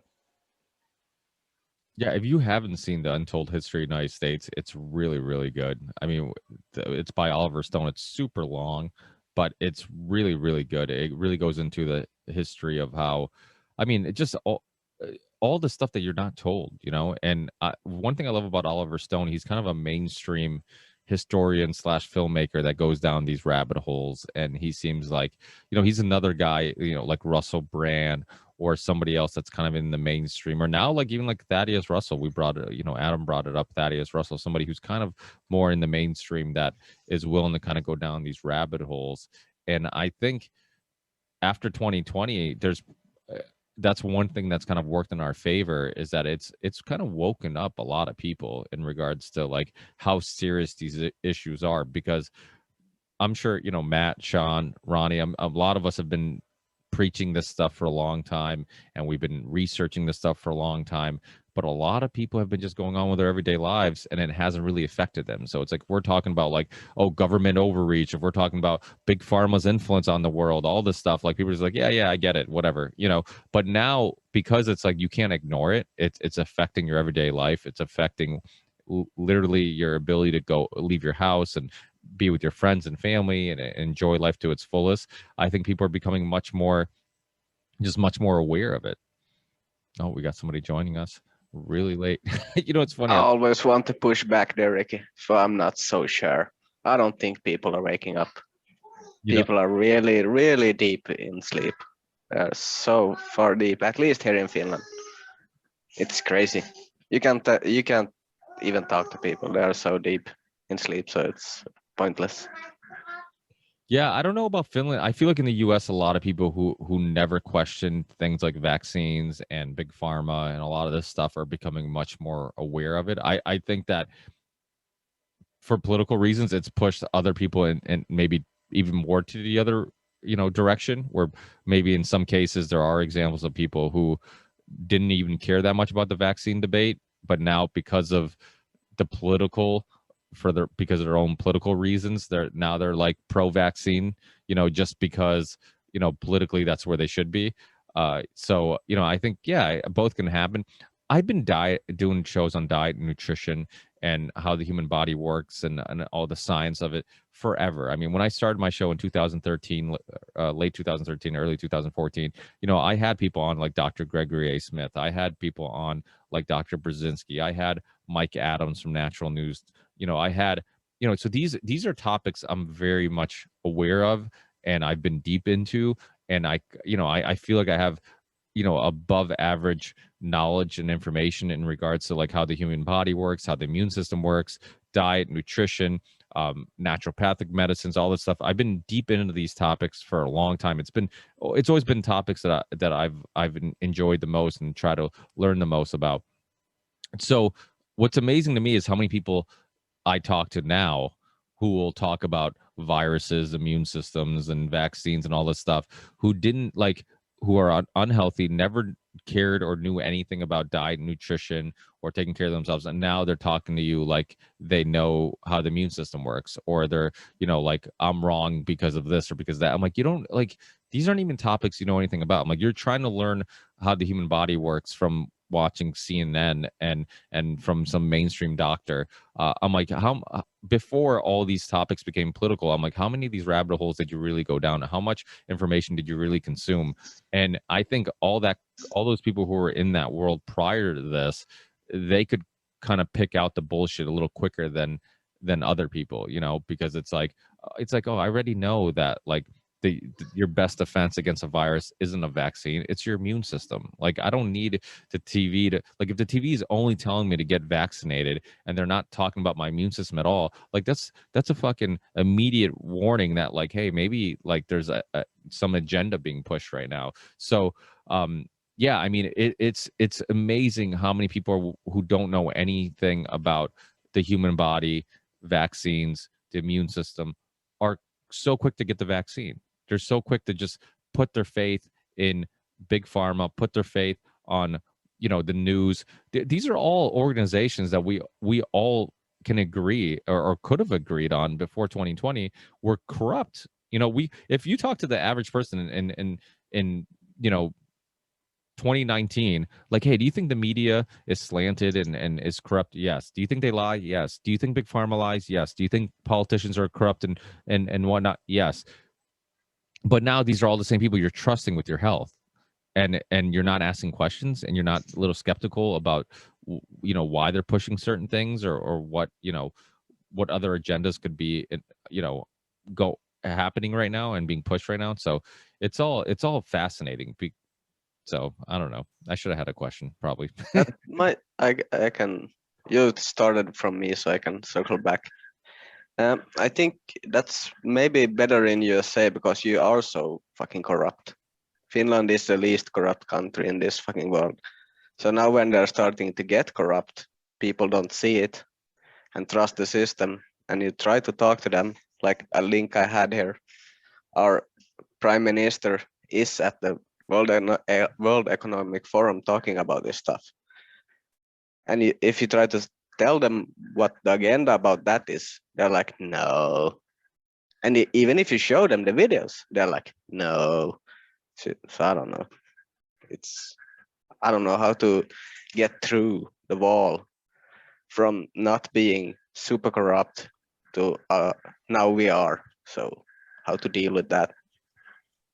Yeah, I kind of get what you're saying. So, like, your faith in your own government prior to all this will have a effect on how the population takes your recommendations. So if you already are skeptical of your government, you're like, well, fuck them. They're probably lying to me. They've lied to me before. But if you feel like your government's not corrupt, you're more likely to be like, okay, they're telling me to do this. I'm going to do it because, you know, they're good people and they care about but I mean, I don't know too much about Finland politics, but I have a hard time believing there's any political system that's not full of corruption. We have a different word for it. We call it best brother. Like you give a job to your best brother. That's not corruption. That's just friends. Or something like that. Stupid. Some things don't translate. Best brother. So do you mean, like, in other words, it's not corruption because you're just helping out people who are close to you, kind of? Yeah, they are trying to look into it now. We have a bit Freemason guys and they're helping each other. And that's not corruption because they're just helping friends, I guess. They call that nepotism here. Yeah, that's the word. All right, guys. Well, let's wind this down, but let's do some plugging. Obviously, you guys should all listen to the Deborah Gets Red Pilled podcast because that's what Adam would say if he's right. It was on the call still. But He's had some great episodes lately. Yeah, he's been killing it. Yeah. It's been awesome to hear some of his guests. You know what's funny is, like, Deborah's become like everybody's favorite liberal. You know, everybody, you know, is it just, she's so sweet and she's so nice, and her ability to just and it is true. It's funny that Sam, what Sean, when you guys did that swapcast with Truthzilla, it's so funny that Sam kind of called Adam out for it, because I've picked up on it a few times where I'm like, dude, he's kind of mean to her sometimes, you know. But and I don't know if it's because like they have a playful and that's the thing. Sometimes you don't know like their personal relationship. Maybe that's the way they joke around, and that's his way of busting nuts and kind of you know, egging her on and joking with her. But on air, if you're not familiar with the relationship, you're kind of like, yeah, he can be a little rough around the edges sometimes with her. He can be a little tough on her, you know, and she takes it. She's such like, I'm always amazed that she shows up to every episode. Like that's what makes me think like it's kind of like just playful, because it's like, wait, he knows that he couldn't be too mean to her, because then she just won't show up anymore. Then you have no podcast. And she'll be like, no, I'm not doing it anymore. You know, so but it is interesting. Yeah, it's funny when she does the because in that episode she actually did that where she couldn't speak freely because her husband was in the background, I think. Yeah. And it was like Sam kept trying to ask questions, and she was like, well, she was trying not to say it, but then she had no choice but to say it. Well, I think, wasn't it Scott who's like, well, I think there's somebody in the room or something like that, right? Like he's like, I think she can't say so. It's weird to live in that. I wonder if he knows to extent of what they talk about, and I'd almost, if I was her husband, I'd almost be curious. I'm like, I wonder like what they're talking about, if they're getting through to her. Like, is she afraid to talk to me about these topics? And maybe internally she is transitioning into like a different life perspective. So it's it's a interest, because you're literally archiving the progression of this person. Like this, it's literally archived forever. It's wild. Yeah, it's a great show. I like them. They're both great. Yeah, they're awesome. You guys want to plug your podcast? Matt, go ahead. Okay. So I do a podcast called The Resistance Chronicle. I do it with my co-host Eric out of his dining room, on his dining room table. A couple of USB mics. We plug them in, and it's basically just unscripted shit talking. We kind of take the current events that are going on, and we've started to bring some guests on. Ricky's been one of our guests. Most recently, Charlie Robinson. We did a great cigar episode last night that I'm going to be uploading today. So you'll see that pop up on Twitter. So yeah, it's the Resistance Chronicle, where, you know, in all the places that let us be.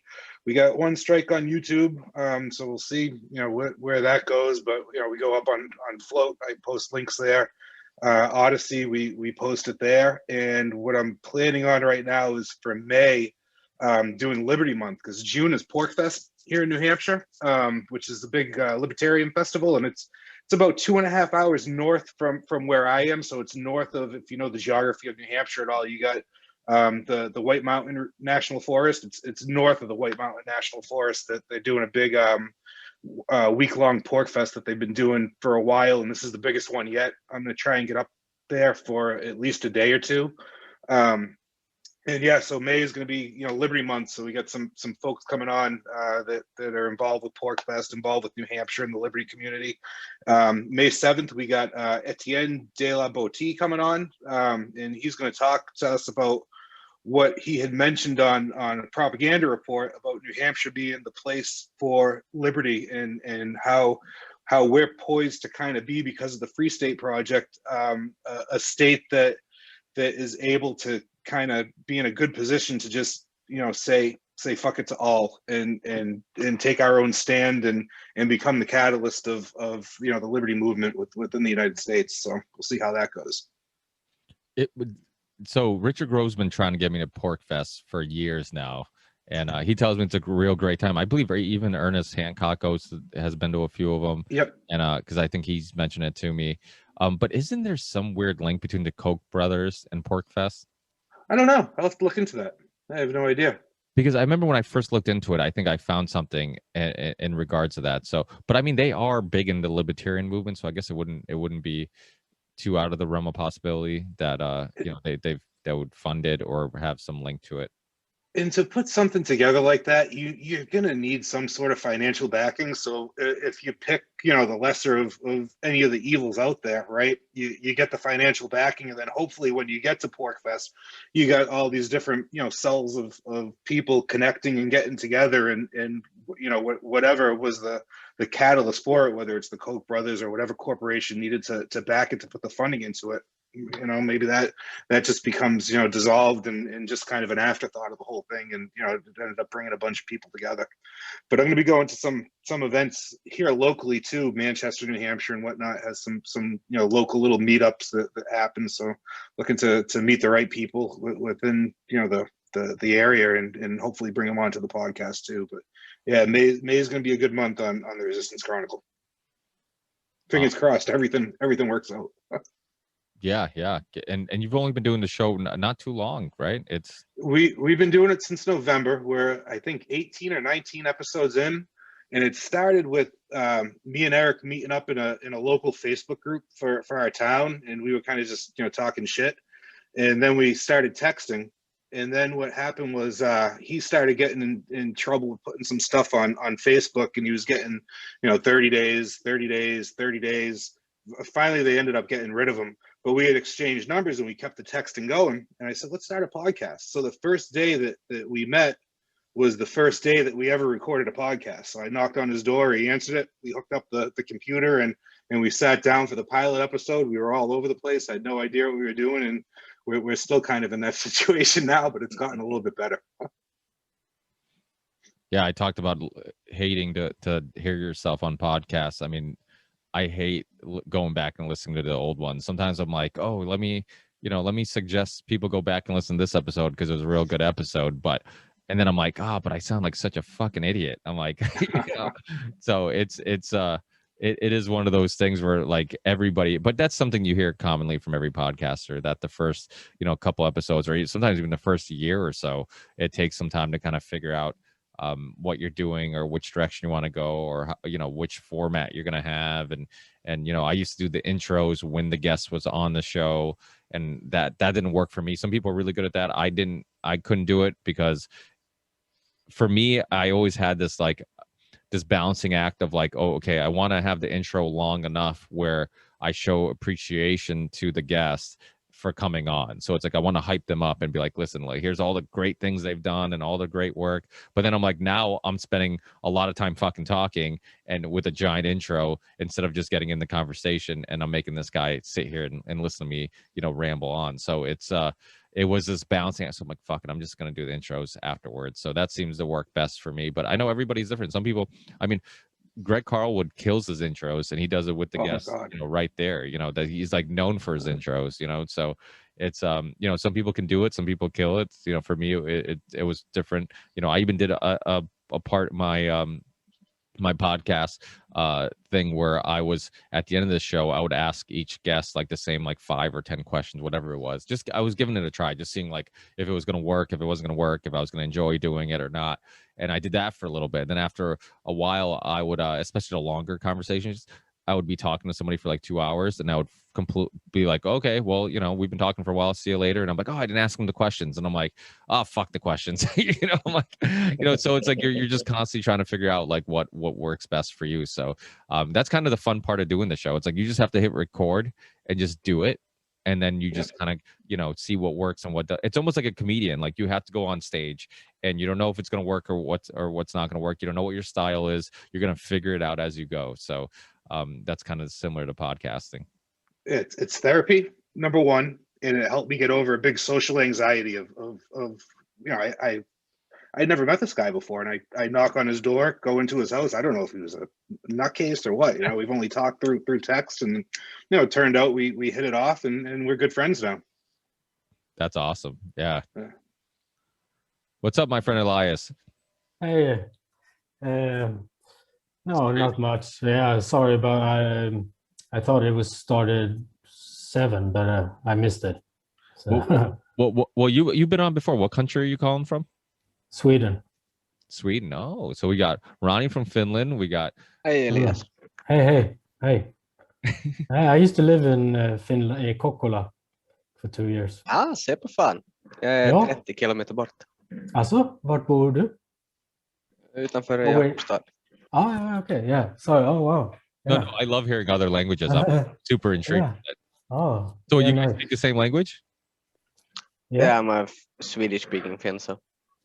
And he said he's been living just outside where I'm from. So Yeah. Dude, what a small world.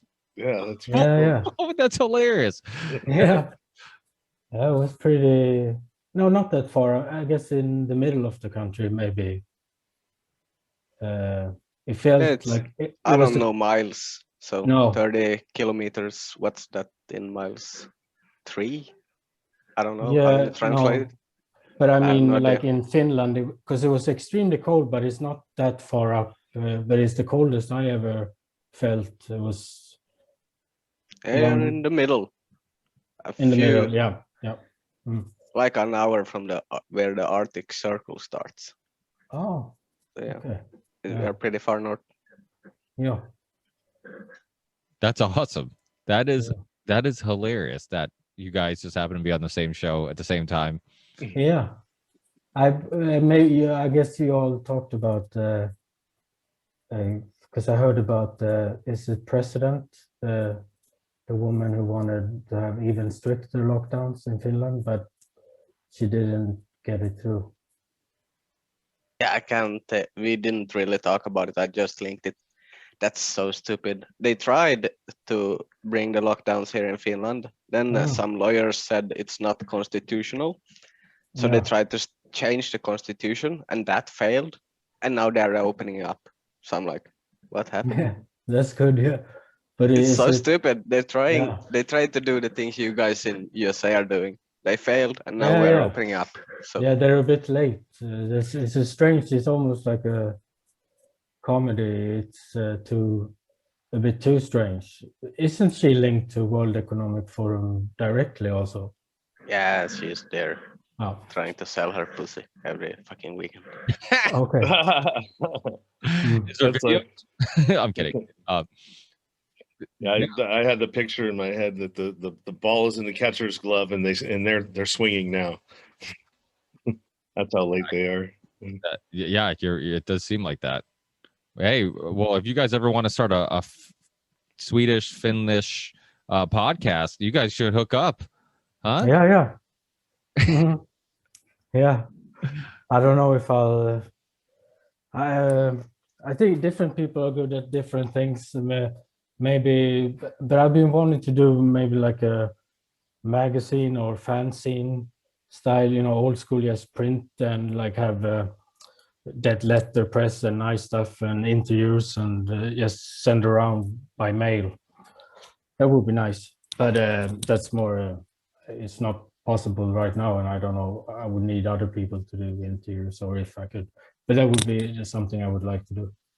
Hey, the more people out there seeking truth and spreading truth, the better. So any way you can do it, the better. But thank you so much, guys, for showing up. I really appreciate it. We'll have to figure out a way to, or you and Ronnie to hook up so then he can figure out the time thing for you. Because Yeah, sorry. Yeah. no, it's all right. I'm just busting your balls. Yeah. Yeah, but thanks for showing up. I'm gonna do another one of these more often. I'm actually on the next one. What I'm probably gonna do is give some of the Union Unwanted guys just a heads up, and then just because we have like a Telegram going on, and I'm just gonna throw them the Zoom link and be like, anybody who's available, just jump in and hang out. So it'll be a combination of like Patreon supporters and just a bunch of random people just showing up or whatever. I kind of did that for my 300th episode, and it was kind of fun just to see people pop up, and who knows who's gonna pop up. So if we can't go out to the bars, then we'll create our own bar where we just all hang out and people just show up. But yeah, thank you so much, guys. Definitely check out Sean's podcast. Check out Matt's podcast. I've been on both. We've Sean's been on the Union of the Unwanted. Matt's going to be on his Cherries Pops tomorrow night. So definitely check out on Monday, the 19th, which is actually my birthday, the 19th at 7 p.m. Eastern time. So if anybody's looking for those shows or every other Monday, live streamed on our YouTube channel, as long as we can keep doing it on YouTube, we'll keep doing it. And then obviously it has its own RSS feed and all that stuff or whatever. But yeah, definitely, definitely check that out. Check out everybody's podcast, and hopefully we all reconnect again in the near future. Yeah, thanks. Thank you, and Yeah, congrats. thanks. And Have a happy nice birthday if birthday. your birthday's tomorrow. Yeah, thank you. Yeah, it's easy to remember my birthday. It's the same day as the OKC bombing, and one day away from like Hitler's birthday. So a lot of famous shit happened around now. But and Sean, tomorrow, if you want to join us tomorrow, let me know if you're free tomorrow night. I'll send you the link too if you want to join us for the Union of the Unwanted. Yeah, I think so. I have 3 live streams tomorrow, starting at from 2, 3, 3, 4, and 4, 5. So probably won't be able to make that. But thanks. Shoot me another one at another time. I'm always glad to come and hang out with you. You're one of my. You were the first big name that I ever like in my thing that I'd ever reach out to, and someone said yes, and I was like, oh my god. And so because I was listening to your show for a long time, so. Yeah, you're the one. You're my big name, Cherry Pop. Yeah, and Matt, for sure. Let's collab on something. Yeah, sure, man. We should do something like a float live stream with Adam and a bunch of other folks. I think that'd be cool. I think we really need to start pushing float and Odyssey, and I'm trying to get Jeremy on the show. I've been emailing him back and forth. It's just a part of the New Hampshire Liberty Month because he's got the whole New Hampshire connection going on. So I think that would be pretty cool. Yeah, absolutely. Yeah, it's awesome to help everybody connect and help each other out, and it's cool to see everybody connect. So yeah, definitely, we'll definitely stay in touch. And if any of you guys want to get in touch with each other or want to email, let me know. I'll get you guys connected too. Yeah, you're in the chat, right, on Patreon? Oh yeah, Matt on Patreon. Yeah. Oh yeah. I'm there. Yeah. Yeah, I'll shoot you my email in there. I'll just awesome. throw it in there, or actually I can just throw it in the chat if you want to take it down real quick. Yeah. Do it right now. I'll take a little screenshot of